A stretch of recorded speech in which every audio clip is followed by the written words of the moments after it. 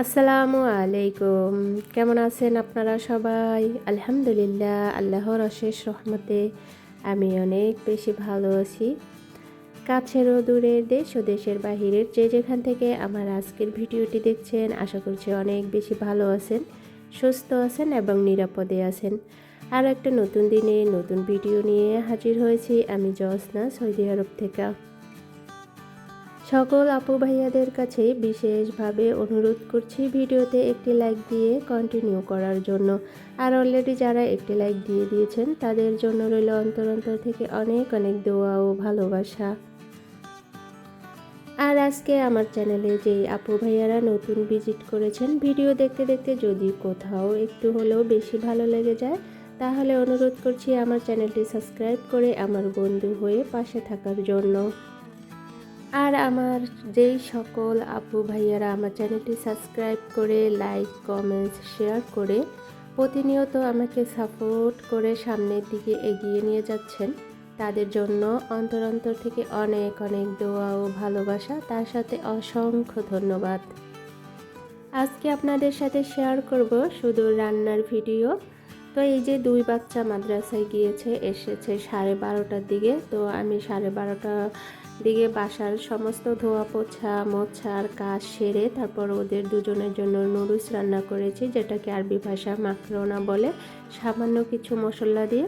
তো ওরা কোনো চিজ দিয়ে রান্না করলে সেটা চাইতে মশলা দিয়ে আর কি হালকাভাবে মশলা দিয়ে রান্না করলে ওটাই বেশি খেতে পছন্দ করে। তো সেটাই আমি আর কি রান্না করে নিয়েছি। তো ওরা দুই ভাই এসেছে, পরে ওদের দুজনকে আমি খেতে দিয়েছি। তারপরে ওই যে নাক্ষি বলে আরবি ভাষায়, যেটাকে আমরা ডাবলি নামে চিনি।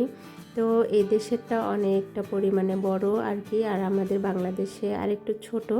তো যাই হোক, আগের দিন আমি রাত্রে ভিজিয়ে রেখেছিলাম, তারপরের দিন আর কি সিদ্ধ করেছি সকালে।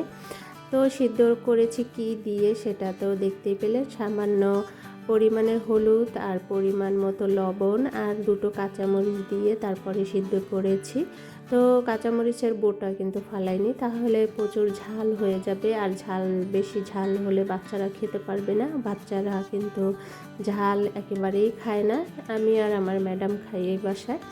তো যাই হোক, তারপরে অফ ক্যামেরা আর কি আমি সিদ্ধ করে নিয়েছি। তারপরে এই যে মুরগি ভিজিয়ে রেখেছিলাম, তো মুরগিটা আমি কেটে পরিষ্কার করে নিচ্ছি। আজকে বাসায় রান্না করব খ্যাপসা। তো খ্যাপসা তো আপনারা অনেকেই জানেন, আরব দেশের খুবই জনপ্রিয় একটা খাবার খ্যাপসা।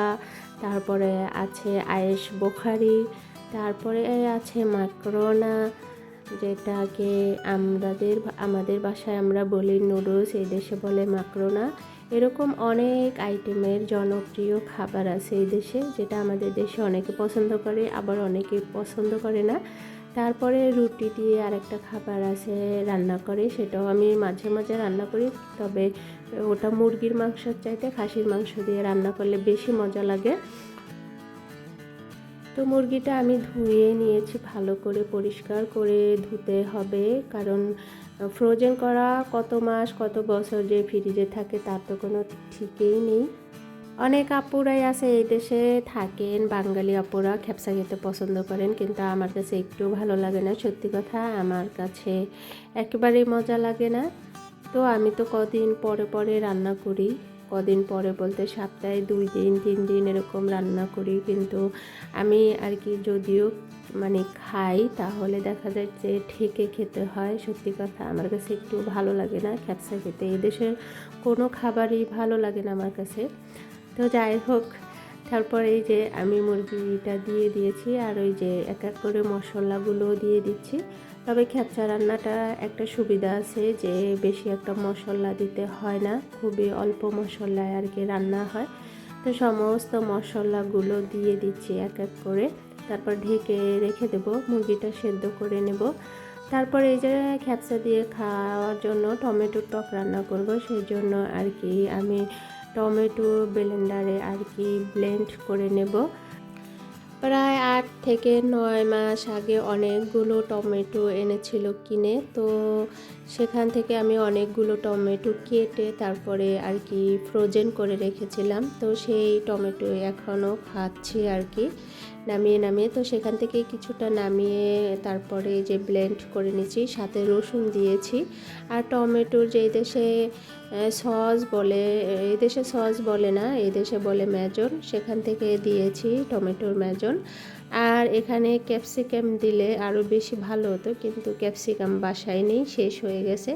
তো এই যে ব্লেন্ড করে একসাথে তারপরে যে দিয়ে দিয়েছি, এখানে একটু লবণ দেব আর একটু মশলা দিয়ে তারপর ভালো করে ফুটিয়ে নেব, মানে একটু ঘন করে নেব। তারপরে যে অফ ক্যামেরায় প্রায় 1 ঘন্টার মতো আমি মুরগিটা সিদ্ধ করে নিয়েছি। ভালো করে সিদ্ধ করতে হবে, যেহেতু তেলে শুধু এপিট ওপিট আর কি লাল করে ভাজবো এটাই। তো এভাবে কিন্তু মুরগিটা পানির মধ্যে একেবারে ভালোভাবে সিদ্ধ করে আর কি নিতে হয়। তো এই যে আমি মুরগিটা উঠিয়ে নিচ্ছি, তারপর ওইদিকে আমি চালটা প্রায় ঘন্টাখানি আগে পরিষ্কার করে ধুয়ে ভিজিয়ে রেখেছিলাম, তো সেই চালটা এই যে দিয়ে দিলাম। তো চালটা দিয়ে ভালোভাবে লবণ চেক করে নিতে হবে অবশ্যই। তো লবণটা চেক করে একটু পরিমাণটা বেশি রাখতে হয় লবণের। তারপর ভালো করে নাড়াচাড়া দিয়ে ঢেকে রেখে দেবো, পরে বলক আসলে পানিটা শুকিয়ে যাবে। তারপরে এই যে আমি মুরগিটা ভেজে নিচ্ছি, মুরগিটা আর কি লাল লাল করে এপিট ওপিট ভাজবো আর কি। তো খ্যাপসা রান্না খুব সহজ, ওই যে বললাম। তো এই যে আমার মুরগিটাও ভাজা হয়ে গেছে, আর মুরগি ভাজাটা দেখলে তো একেবারে পরানটা জুড়িয়ে যায়।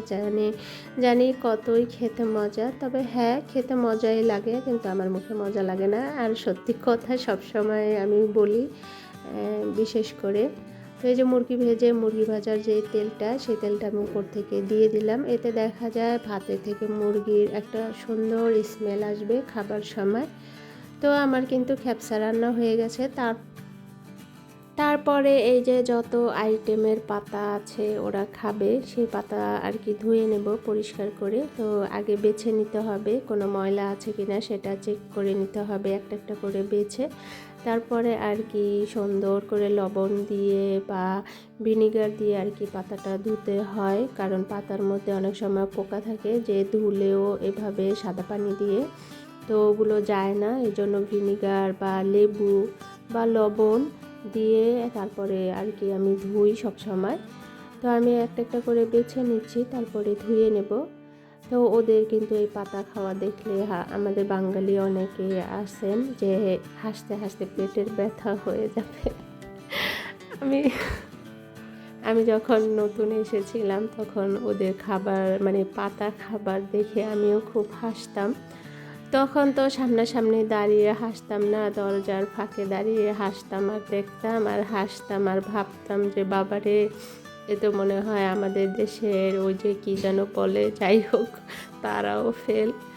তো এটা কিন্তু খাওয়া অনেক উপকার, অনেক ভালো, কিন্তু ওই সময় তো অতটা বুঝতাম না, ভাবতাম যে কেন এভাবে কাঁচা এভাবে কেন খায়, কেন রান্না করে খায় না, এরকম ভাবতাম, সেই জন্য হাসতাম।